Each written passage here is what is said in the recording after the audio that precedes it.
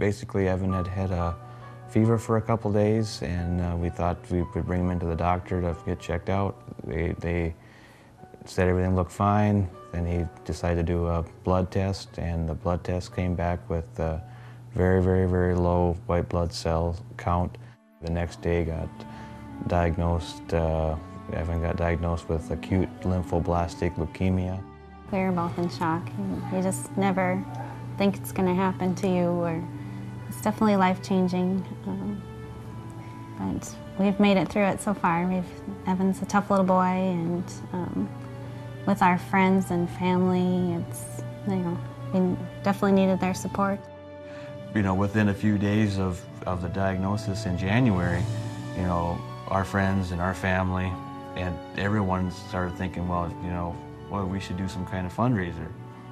And, everybody in their own little groups. Well, Melanie took the bull by the horns, and she said, let's do a fundraiser.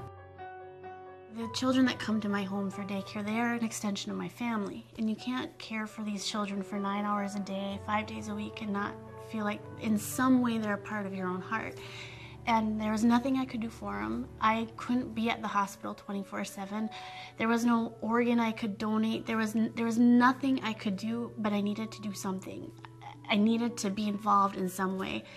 And I just always heard that when people are sick and there's medical bills that are going to be coming through, you do a spaghetti feed or a benefit. I grabbed the yellow pages and a notebook, and I literally started at A's and started calling through, and then partway through, just like 3 or 4 phone calls in, someone's like, well, have you heard of the Lendahan program?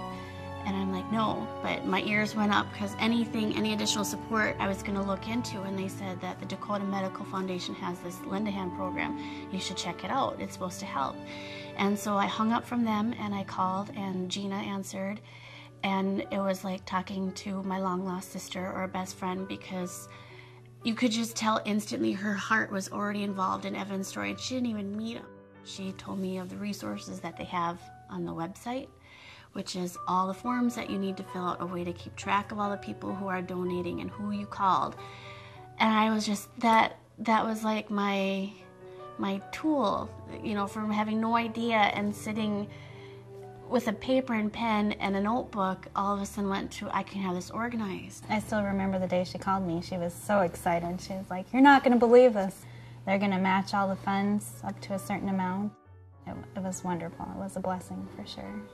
The day of the event, it was a beautiful day. Sun was shining. It was a blue sky. I was nervous and excited because you don't know how many people are going to come, and you want it to be a successful event. And we set up the thing, and you looked around, and it was just basket after basket and donation after donation. And we had the food, and we basically just took a deep breath, said a prayer, and crossed our fingers. And partway through, my mom came and put her arm around me, and she's like, look at what you did. And people were waiting for a place to sit. There were so many people that there wasn't a place to sit. If you have a love for what you're trying to do, this family and the community and the resources will be there for you. If you go to people because you feel obligated, maybe they will help, maybe they won't.